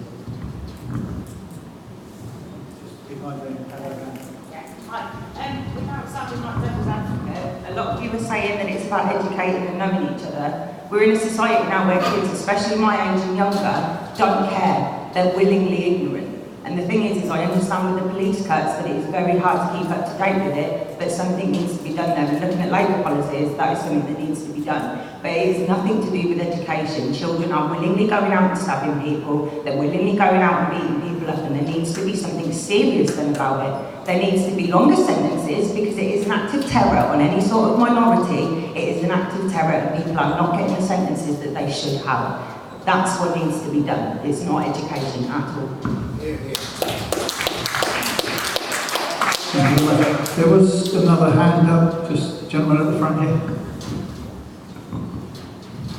Thank you. I'd just like to ask the three candidates, how far should we go in safeguarding the rights of minorities, which has been outlined, before it has an impact on free speech? Where do we draw the line? Where's the border?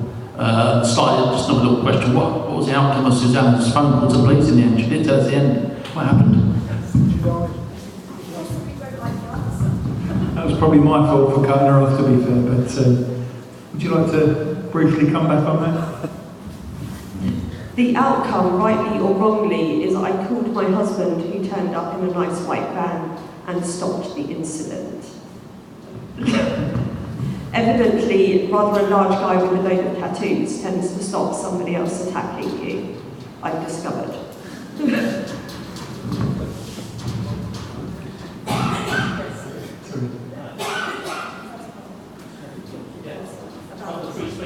About free speech. I think basically it comes down to Harm's law. So you are free to say your mind so long as it doesn't inflict harm upon others. So you've got the freedom of speech, but also the other person has the right not to be damaged by what you're saying. And it is a counterbalance. You're working on this fine balance. So there is that right to be offended and the right to defend against being harmed, which is the flip side. I mean, this is also about respect for all of us. I mean, you know that old adage, treat others how you'd like to be treated yourself. I think we have to remember that. It's the... It's difficult to... I know there's the concern for people, but it has to come down to, with every right, there is a responsibility. And with every responsibility, we have to care and support each other, as well as having the right to speak. But we have to speak responsibly and use our language responsibly. And if we're in positions of power like we are looking to be, we have to use it very responsibly. Thank you. I know you had your hand up. I'm sorry, we've got another 4 questions to go through and about 15 minutes to do them. So if we can have question number 7 from Viv.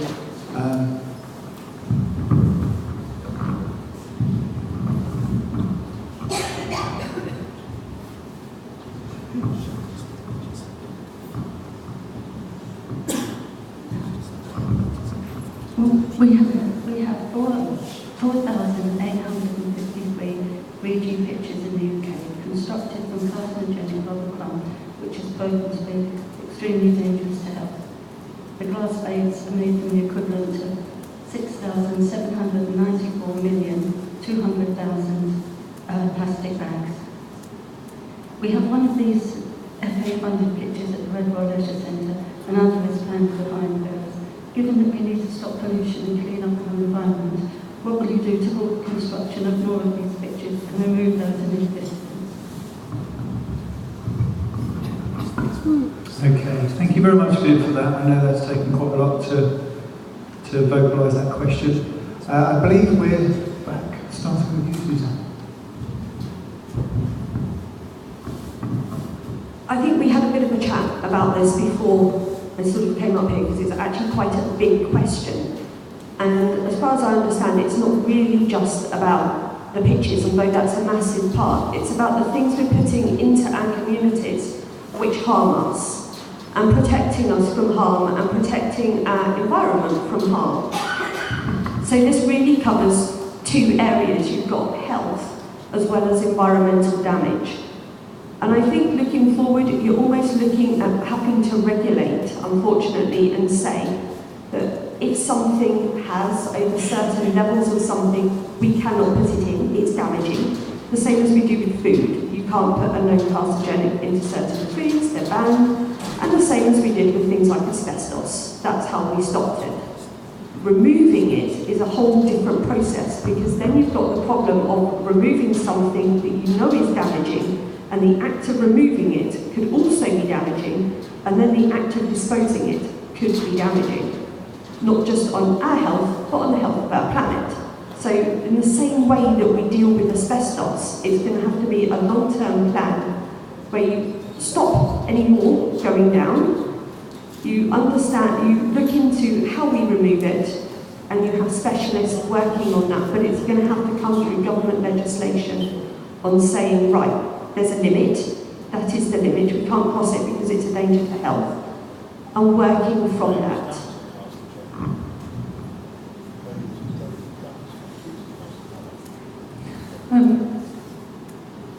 I think in terms of the 3G pictures, it's something I still need to learn more about. But I think the principle of, as Suzanna was saying, the principle of, you know, if a council or a public body is taking a particular action, there's beholden on that organisation to properly investigate that the materials that they're going to use are health and safety compliant, and maybe do a bit more investigation than just the standard instructions that we might be given. I know this is slightly off topic, but when you think about the materials that were on the outside of Grenfell Tower, all of those were health and safety supported. So sometimes we've got to go further than what we're actually being told, and we've got to dig deeper. And I think so there's a responsibility on the council to take those steps to investigate further, and not just to do something, and I'm not saying they have, but you know, sometimes the temptation might be to do something that other local authorities or other partners are actually doing. And we've got to check with each other, we've got to thoroughly check the steps that we're taking, that we're not actually about to introduce a pollutant into an area or into a playground, particularly, you know, obviously the ones in Wellingborough, everywhere, we've got young people playing on these pitches, so we've got to investigate, do our proper due diligence process on this, not just financial due diligence, but the impact on people due diligence. I think the other thing, as part of the Green New Deal and part of the process that the Green Party are using, it is to do those proper risk assessments. When we put new things in the environment, to check that they are going to be positive benefits to the environment, not negative impacts on the environment. So taking those steps and doing that properly. And the third thing is about transparency of information. If the information is out there, then surely then it's easier for organisations to really understand what they're doing and the materials that they're encountering. Thank you. Sorry to rush people along, but we are running out of time a little bit. Well, there are presently over 13,000 synthetic turf fields in Europe, and that will rise to 21,000 by 2020. Depending on the age of the turf and the use of it results in what damage this does to the environment. Although now obviously it's coming to more to light that how damaging it can be, but there's still not enough scientific evidence, and that is what they're arguing about. It's not just the playing fields, people use it in their gardens, children's play areas, school play fields, parks, tennis courts, and the list goes on. And no probably the reasons why a lot of councils have used it in the past is because it's cheap and there's no need for any maintenance on it. So it's a lot more viable and costly if you're a council than it is by cutting grass and trimming that up every now and again when it needs doing. The Labour group, we tried to stop that one getting done in Redwell, but we was outvoted by the Conservative council. So, but in the same line as everyone else on here, we need to look more further into the damage that it's going to cause in the long term. But I think companies were looking at a way of getting rid of plastic and rubber and making things out of it. I mean, I know in certain parts of the world now they're actually using plastic and rubber to make roads. So we've really seriously got to start looking at what chemicals are going to be released from that in time. So at the moment, I think we should, whoever gets into power should be saying, well, we stop it here, we have a look at what chemicals, what the effects are going to be when they're released out into the atmosphere, and then start going back and removing what we've got.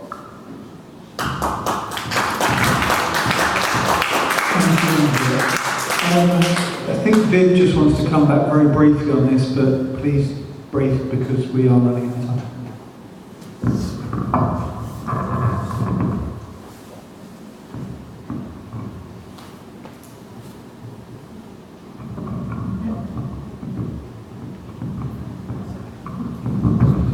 I think possibly the point that Viv may have been saying is that it's to do with the people actually using the pictures as well as the chemicals that are going into the environment.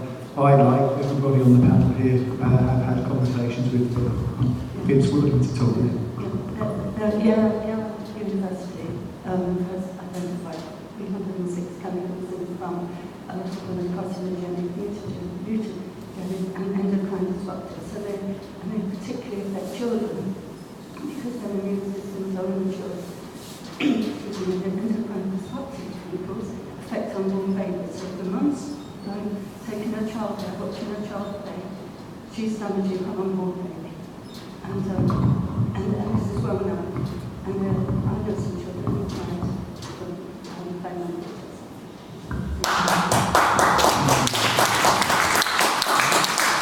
We are going to have to move on, otherwise the candidates won't be able to deliver their closing statements, and we can't have that.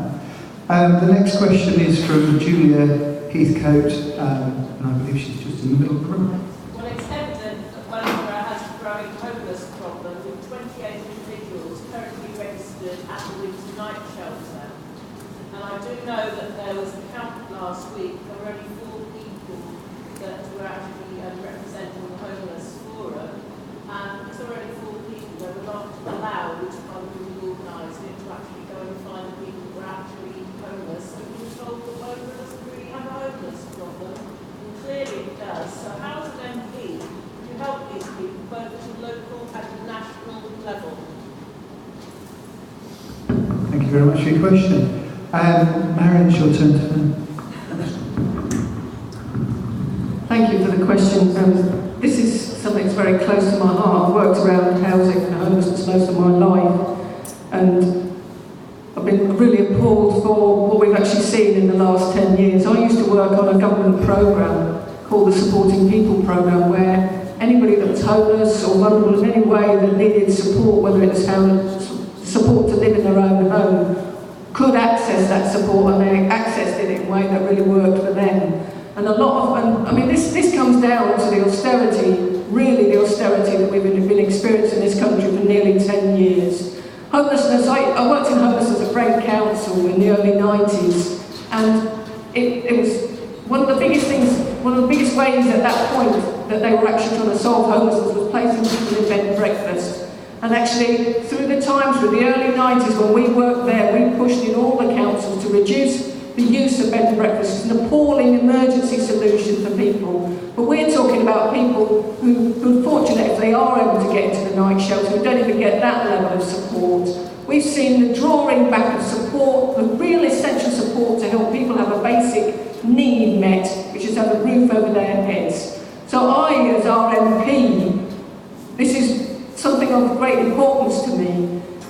Everybody needs a roof over their heads, and what saddens me the most is that in this nation only 10 years ago we had one of the most wonderful systems that actually helped every single person have a roof over their head and the support they needed to keep that roof over their head. But those programs of prevention and support have been just wiped out in the last 10 years. So we have got to reinvest, and within the Green Party we'll be investing a further £10 billion a year back into local government, into social care support, into community support, so that when people get the home that they need, firstly they need a home. We need to not be using bed and breakfast accommodation as an urgent support solution. We need appropriate support from the very beginning, and many people are just getting on the streets because they're not getting the support at the right time. You've got the introduction of universal credit, which is causing worse housing crises and worse housing situations.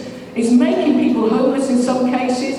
The system we have allowed to exist in the last 10 years, is worsening a lot of these problems.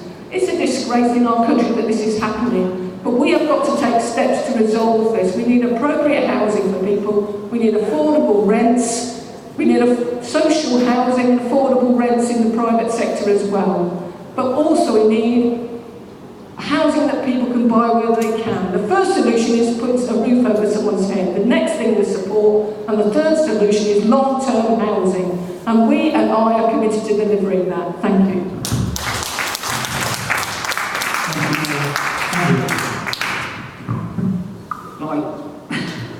Labour's got a great plan on the housing situation as well.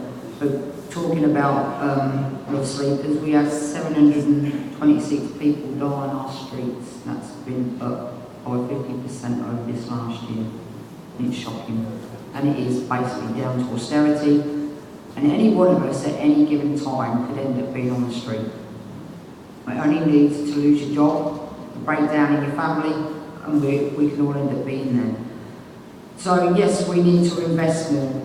100 million of emergency funding Labour's going to be putting in straight away. And a 24/7 crisis service. Labour has committed to ending rough sleeping within the first 5 years in Parliament and taking decisive action to tackle the causes of rising homelessness with 1 million new affordable homes over 10 years and stronger rights for renters.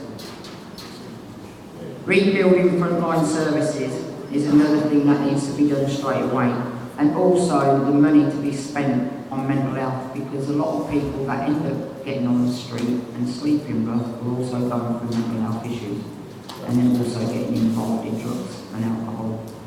So we all need to do more going forward, and as a councillor, we deal with this issue as well, as Marion knows that Val Anslow is doing a lot of work within the shelter, and we have to talk about these issues in the services anyway.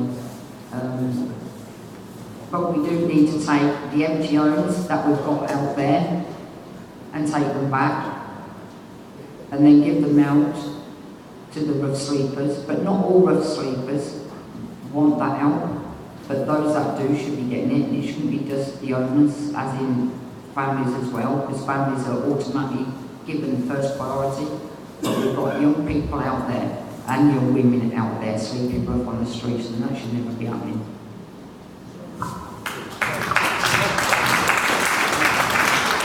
Thank you very much, Suzanna.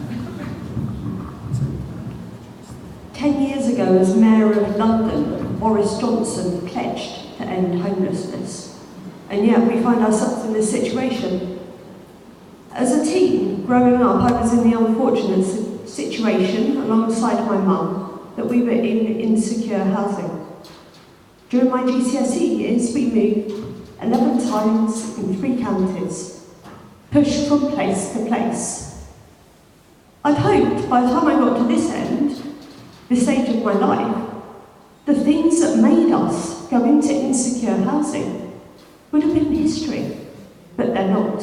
We're having the same arguments about the same problems, with the same causes and the same outcomes. And it continues. Liberal Democrats have pledged, alongside other parties, to end once and for all street homelessness within 5 years. And it is achievable, we can do it. But we need to look at some of the causes of homelessness, not just street homelessness, which is the front end, the very visible side of homelessness, but the insecure housing and the hidden homelessness, the sofa surfers, the people that are living in tents, the people that are crashing wherever they can get a bed for the night, in bed and breakfasts. We need to put an end to people in domestic violence situations being forced onto the streets where they haven't got a secure property to go into, or a refuge with a bed. That's insane. So actually signing the Istanbul Convention and bringing it into force would be a start. We need to ensure that nobody is left waiting weeks for universal credit, forcing them into untenable situations. So we've pledged that nobody should be waiting for longer than 5 days. We also immediately need to revoke the Vagrancy Act. It's an act that deserves to be commissioned to history and left there. It's Dickensian. But more than that, we need a massive social housing building project and putting people into affordable housing where they can actually have a good quality of life. So, worded differently, we've pledged 100,000 affordable and social houses per year, same as Labour's 1 million over 10 years. It's the same difference. But it does bring into account other things like the Health and Social Care Act and understanding some of the issues surrounding mental health, understanding the drug crimes and the level of drugs that people are using and why, and looking at things holistically. So if I was elected, these are things that I would be campaigning for.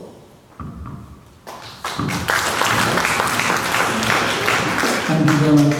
We literally have about 3 minutes for the last two questions. So number 9, if you could just answer very briefly, because I think it's a fairly simple question. In whose hands would the NHS be safest? And I think that's you. I don't know who that is, but we'll start with you.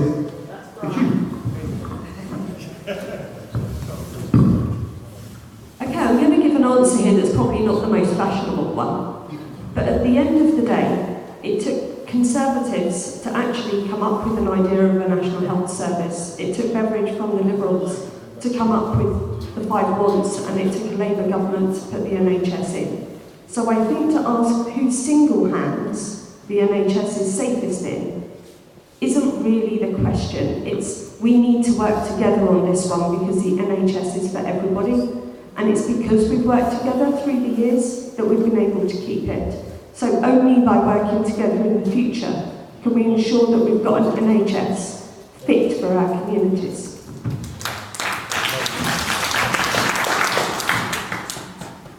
I think the people whose hands that the NHS is safest in are the people of this country, the communities of this country, every single person. Many people say we want the NHS to be taken out of being a political football for people and parties. We need to be playing much more of a role in it. And people might be surprised to know that even though you can stand to be part of your council and you can have a say on how your services are run within a community through your council, you can't do that with the NHS. We as citizens need to be playing much more of a leadership role around caring for our communities and around supporting and keeping the NHS to be the thing that we need it to be, about preventative health and caring for everybody in the community and bringing it locally to our communities, like having the services that we actually need here, which are good GP services and the urgent care centre that our incumbent MP has been promising for the last 4 elections and still hasn't arrived. Well, I'm going to be short. Obviously, I'm going to say that it's Labour, it's safest hands that's in. Obviously, Nye Bevan, without him, we wouldn't have had the NHS and we would have had the welfare state either. But yes, everybody is involved in this, every single one of us. We all use it, our families use it, our children use it, our parents use it and our grandparents use it. And I, for one, will never let Donald Trump take that away from this country. And I will stand there tooth and nail to stop him from destroying our national service and our NHS. Thank you very much. We've literally got about 30 seconds on this. I do apologise about this, but is Brian here to ask the final question? It actually was going to be directed at your missing candidate, really. Could each candidate explain how they would further be interested in Wellingborough and Hustings communities rather than promoting their own political careers, which, as I said, I would have liked Peter Bone to the first answer. Thank you. Which is why I was very desperate for you to ask it, of course. Quickly, if you could, I think it's your turn, Marion. Thank you. I hope people will have seen that, I think if you want to be a well-known, successful politician, probably you don't join the Green Party, but I love the Green Party, so that's that. And I think hopefully through my work in the community and the work of my life, really, hopefully you see that this is about commitment from the heart, not just a career move. Thank you.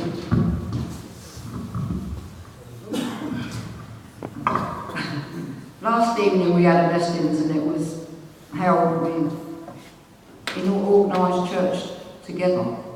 Wellingborough is a proud history of having people settle in this area. Going back from pre-war and after the war, we've had Polish, Italian, we've had African, Caribbean, Hindus, Muslims, all the communities, LGBT, and we all work in there together. So we don't have to use our political stance to make a point, but we all need to be together and work together and support each other, because there's 3 women here. It's very rare that you'll get 3 women. None of us really have been in the political field. Yes, I'm in the council, but it's completely different going from that to where we're going. But shame Mr. Bone couldn't be here to answer your question.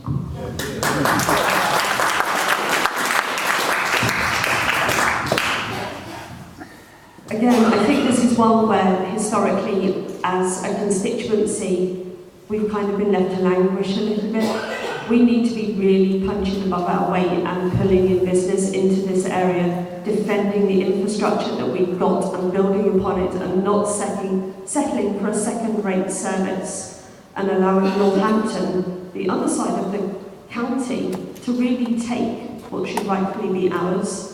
So they've got the better train service, they're getting the infrastructure, they've got better businesses coming into that.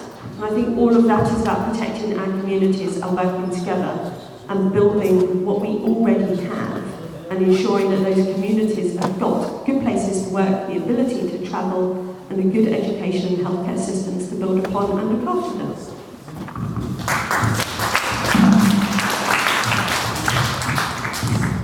Some of you may have noticed that I'm in negotiations with Heather about how long we're going to sort of go on for. We are going to finish sort of in the next sort of 5 minutes or so.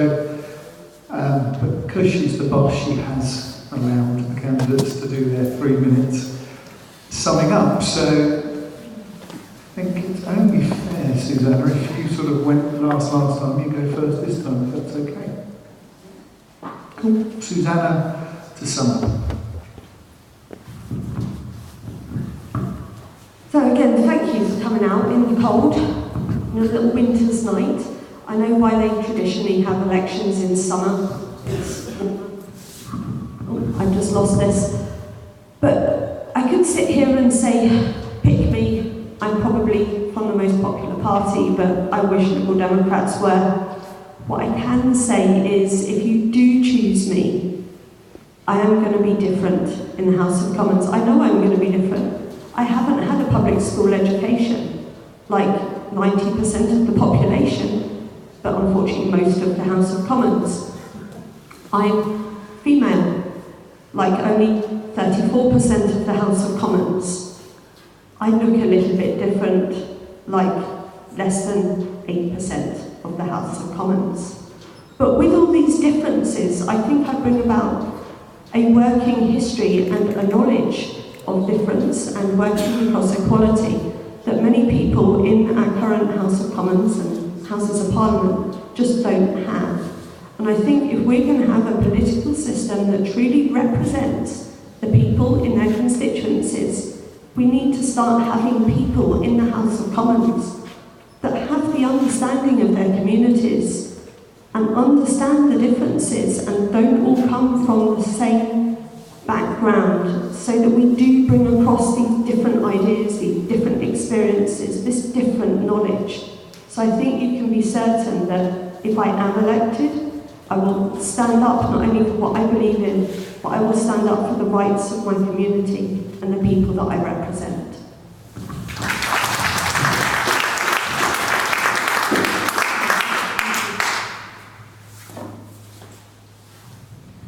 Hi. Well, thank you very much to everybody for coming out tonight and taking the time to come and hear us three. And it's a wonderful thing that there are 3 women standing in this constituency, which is a brilliant achievement, I think. So if I'm elected to be the MP for this area, I will work, as I said earlier, to lead our response to how we tackle the climate emergency. And there's 10 green bills that have been put forward that the Green Party will be working on straight away in Parliament. I'll work to address homelessness issues that people have talked about tonight, and particularly looking at housing affordability and tackling the issues around poverty. Looking to extend GP services, and also looking for that and to work to create that inclusive urgent care centre that we have long cried out for in this area. Addressing the decline in our town centres, supporting our communities, investing in public transport and encouraging and enabling more police to be on our streets alongside communities, leading that process and putting forward our priorities, taking the responsibility alongside the police. And also alongside this is to make the areas we live in accessible to all of us, every single community and every person. I would love to be the MP of our area. I was brought up in Northamptonshire, I've lived in Wellingborough for the last 10 years. I have tremendous experience and skill across so many areas, particularly supporting people and communities through challenging times. And I look to inspire people to step forward and rebuild our communities, taking the lead alongside councils, not again to be always led, that we as people are leading that process with councils and with government. In my vision, we stop competing with each other and start cooperating with each other to recreate the communities that are the backbone of our area and that work for everybody and not just some of us. We use the assets of our community to tackle the climate crisis head on, using it as an opportunity to build great lives for us all and build prosperity for everyone. With us leading the way, people and businesses together, investing in each other, tackling poverty and loneliness in our area, isolation as well. Where everybody has a good education, great healthcare services, can afford to go to university and doesn't carry a decade of debt. And where people and communities work together, where older people and disabled people play a fundamental role in our communities and have an equal say. And where we as citizens, through citizens' assemblies, get heard and lead alongside our communities. So as our first Green MP, I will not be half-hearted, and if you're not sure, just try us. Vote for me on the 12th of December, and let's unleash the revolution of compassion that we all need in our community. Thank you.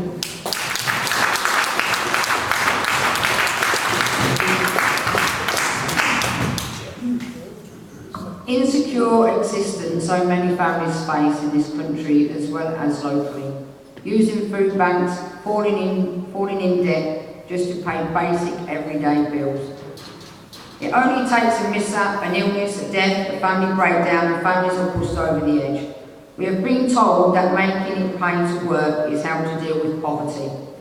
The problem is right now, for many families, working is not paying the bills. The banning of zero-hour contracts and the introduction of proper, secure work contracts for all workers will go a long way to help making work really pay. Add to that an immediate increase of £10 minimum wage for everyone over the age of 16, and life for everyone will start to improve. We will replace the shambolic and discredited universal credit system with a welfare system that truly helps rather than penalises. For those who are doing their very best for the families, we will finally see work once again being what it should be, a reliable way to provide for your family. We all know that our wonderful NHS is in the deep trouble. Waiting times and waiting lists are at all-time high and steadily getting worse. Of course, the government is now promising to increase investment and more nurses and doctors. They would, wouldn't they? It's an election time. They spent the best part of a decade dismantling our NHS, piece by piece, and now they want us to believe they are its best friends. At every general election, the Tories tell us that the NHS is safe in their hands. If that is true, why is 9.2 billion of the NHS budget given to private firms? It's never been safe in their hands and never will. Our manifesto states on health and social care and breaking down the barriers for disabled, written by the disabled and for the disabled. We will end privatisation, we will make the massive investments needed to reverse a decade of damage, and we will return once more to looking after our older people with care, with dignity, and not stripping them of their pensions like the 4,940 WASPy women in this constituency, for everything they have worked hard for all their lives. The NHS was created by the Labour Party and it's the only safe hands in the Labour Party. Wellingborough constituency has the highest rate of homelessness in the region. More children have no secure places to call home and child poverty is 27%. There's 7,712 children in this constituency living in poverty. It's a shame and it's disgusting and it's shocking. Disastrous policies of selling off the public housing and not replacing the stock has led to unaffordable homes, not enough homes and unaffordable rents in the private rental market. I have to tell you, the council houses were a great idea and they worked. They provided quality homes for many who could never have had a decent home in the first place. I'm going to have to cut this short because I'm getting the told off finger from thousands of quality homes of the new Green Deal, loft insulation, double glazed windows, reliable, renewable and low carbon technology is almost off the UK's 27 million homes we will be looking to redo. This will be the largest scale upgrade of housing seen since post-war reconstruction, and we will provide the homes and we will make work pay. I'm going to leave you with this. It's 3 weeks to Christmas, the celebration of the birth of Jesus. Children going hungry and homeless in the 5th largest economy in the world begs a question.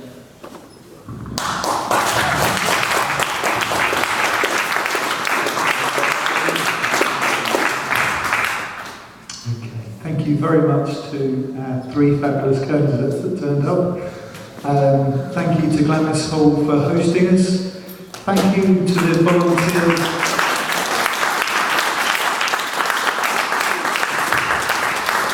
Thank you also to the volunteers from Wellingborough Eco Group and Extinction Rebellion Wellingborough and others within the community that have set up the chairs and enabled working with Glamis Hall to put this event on. And lastly, thank yourself.